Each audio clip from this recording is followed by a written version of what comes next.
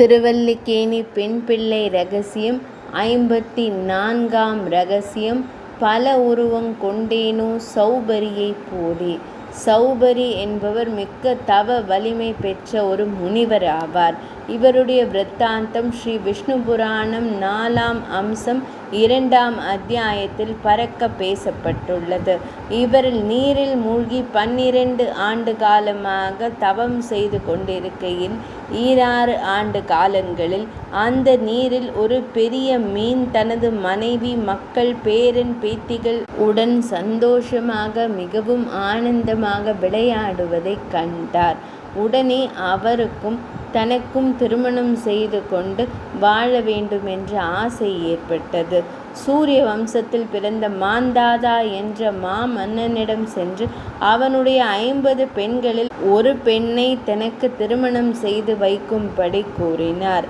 மிகவும் வயதாகி இளைத்து நரை தலையுடன் காணப்பட்ட முனிவருக்கு பெண் கொடுக்க தயங்கிய அரசன், முனிவரே, என் பெண் ஒவ்வொருத்தையும் யாரை விரும்புகிறார்களோ அவர்களுக்கு தான் அவளை திருமணம் செய்து வைப்பேன்.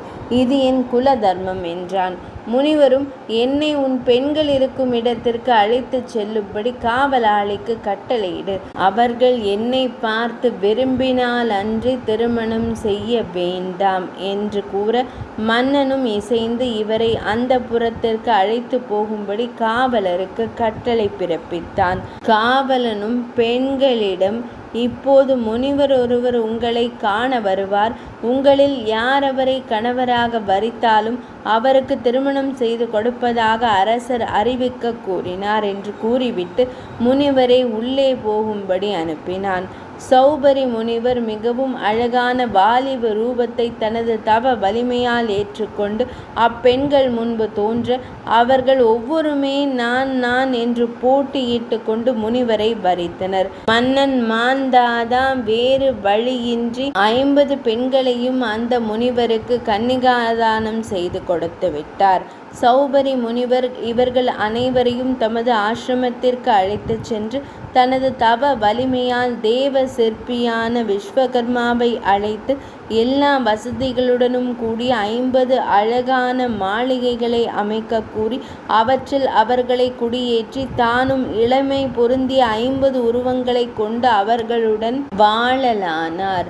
ஒவ்வொரு பெண்ணும் முனிவர் தன் ஒருத்தியிடமே தனது பொழுதையெல்லாம் கழிக்கிறார், உடன் பிறந்தவர்கள் யாரிடமும் செல்லவில்லை என்று நம்பினாள். இப்படி பல ஆண்டுகள் உலக சுகங்களை நன்றாக அனுபவித்து 100 பிள்ளைகளையும் பெற்று வளர்த்து சுக வாழ்வில் ஈடுபட்டிருந்த போது ஒரு நாள் பகவத் கிருபையால் ஞானம் பிறந்து நாம் இருந்த நிலைக்கும் தனது தவம் வீணானமைக்கும் வருந்தி மனைவியரை அழைத்து கொண்டு வானப்பிரஸ்தராக காலம் கழித்து பின்னர் ஸ்ரீமன் நாராயணரை சரணம் பற்றி மோட்சமடைந்ததாக சௌபரி முனிவரின் சரித்திரம் பார்க்கப்படுகிறது.